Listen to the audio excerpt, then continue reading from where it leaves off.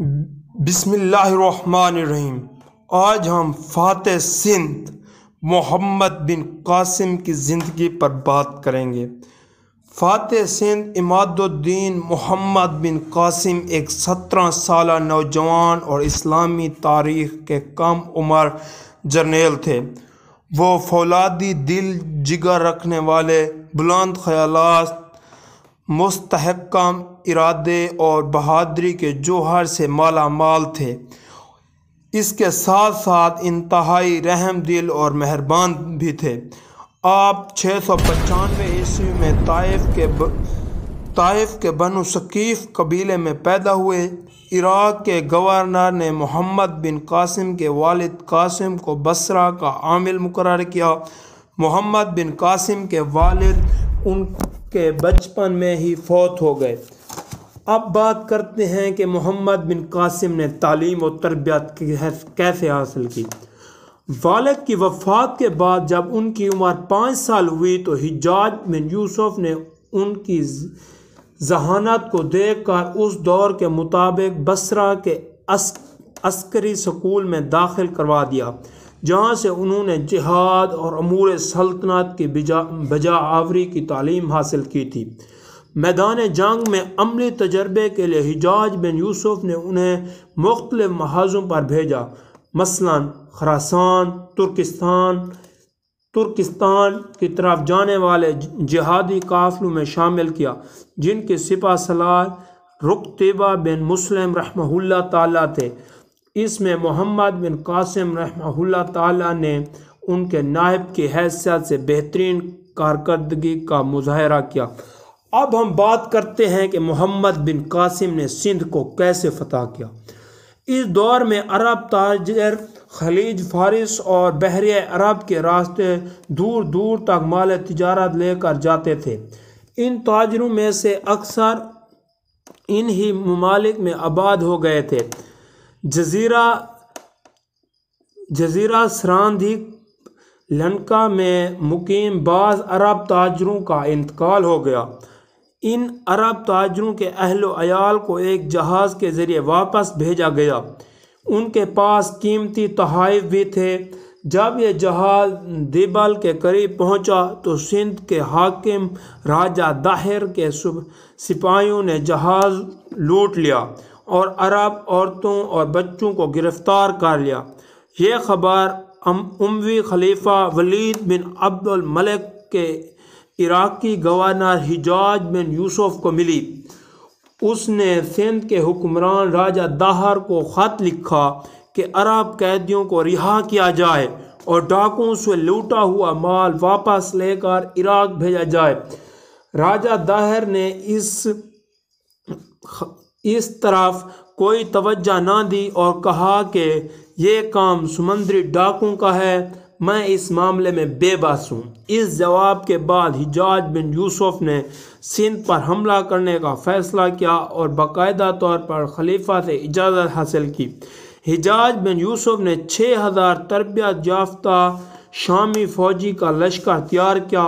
یہ ساری فوج تیز رفتار گھوڑوں پر سوار تھی۔ اس فوجی دستے کے پاس بہت سی منجنیقیں تھیں، جن میں قلعہ شکن عروس نامی منجنیق بھی تھی، جس کو 500 سپاہی حرکت دیتے تھے۔ محمد بن قاسم نے اس جری فوج کے ہمراہ مکران کے ساحل کو عبور کر کے پنجگور اور ارمن بیلا کو فتح کرتے ہوئے دیبل پہنچے۔ دیبل میں راجہ داہر کی فوج مسلمانوں کے فوجی لشکر کو دیکھ کر قلعہ بند ہو گئی۔ منجنیق کی سنگ باری سے دیبل کے صنم کدے کا پرچم گر گیا، جس سے اہل شہر کی ہمت ٹوٹ گئی۔ مسلمانوں کے حوصلے بڑھ گئے اور چند مسلمان کمان ڈال کر فصیل پر چڑھ گئے۔ 3 روز لڑائی کے بعد راجہ داہر کے حاکم شہر چھوڑ کر بھاگ گئے۔ فتح کے بعد محمد بن قاسم رحمہ اللہ تعالیٰ نے تقریر کرتے ہوئے کہا، کسی کو جنگی قیدی نہیں بنایا جائے گا، غیر مسلموں سے رواداری کا سلوک کیا جائے گا، کوئی شخص مندر کی بے حرمتی نہیں کرے گا۔ مسلمانوں نے وہاں کے پرامن لوگوں کے ساتھ جان بخشی کا سلوک کیا۔ محمد بن قاسم رحمہ اللہ تعالیٰ کے حسن سلوک کی وجہ سے بہت سے لوگ مسلمان ہو گئے۔ دیوبند میں ایک مسجد تعمیر کروائی گئی جو پورے سندھ میں پہلی مسجد تھی۔ محمد بن قاسم کا مقصد خواہ مخواہ راجہ دہر سے لڑنا نہیں بلکہ اسے اپنا مطیع بنانا تھا۔ انہوں نے راجہ دہر کے پاس ارور میں ایک وفد بھیجا کہ مصالحت پر آمادہ ہو جائے۔ راجہ نے جواب میں کہا کہ اس کا فیصلہ تلوار کرے گی۔ اس کے بعد راجہ دہر وہاں سے محمد بن قاسم کے ساتھ مقابلے کے لیے افواج لے کر روانہ ہوا۔ مسلمانوں نے راجہ دہر کی کئی گنا بڑی فوج کا سامنا کیا جس میں پہلے ہاتھیوں کی صف تھی، پھر 10,000 سوار اور 30,000 پیدل سپاہی تھے۔ خود راجہ دہر ایک سفید ہاتھی پر سوار تھا۔ فریقین میں خون ریز جنگ ہوئی۔ مسلمانوں نے راجہ دہر کے ہاتھیوں پر کسی طرح سے آگ برسانا شروع کی۔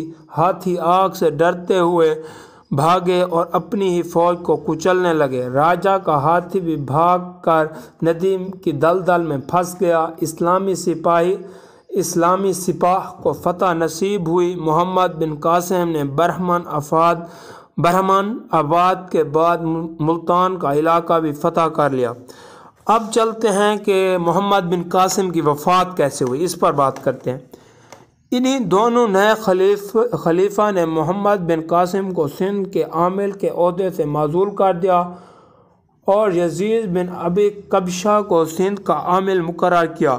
یوں ان کی فتوحات کا تسلسل ٹوٹ گیا۔ محمد بن قاسم رحمہ اللہ تعالیٰ نے زندگی کے آخری ایام نہایت صبر و استقامت اور دلیری سے گزارے۔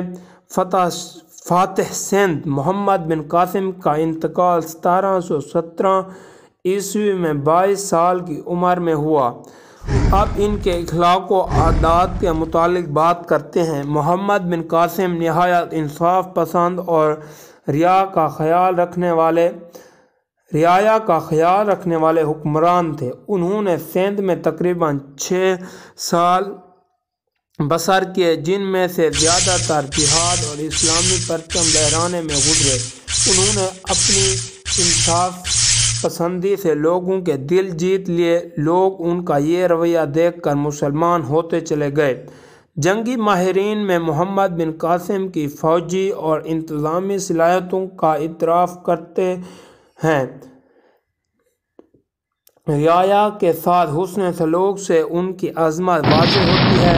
ان کی رحم دلی، معاملہ فہمی اور انصاف پسندی کا یہ علم تھا کہ مسلمانوں کے علاوہ ہندوؤں کو ان کی سندھ سے واپسی کے حکم نے زار و قطار رونے پر مجبور کر دیا اور سب ان سے نہ جانے کا مطالبہ کر رہے تھے۔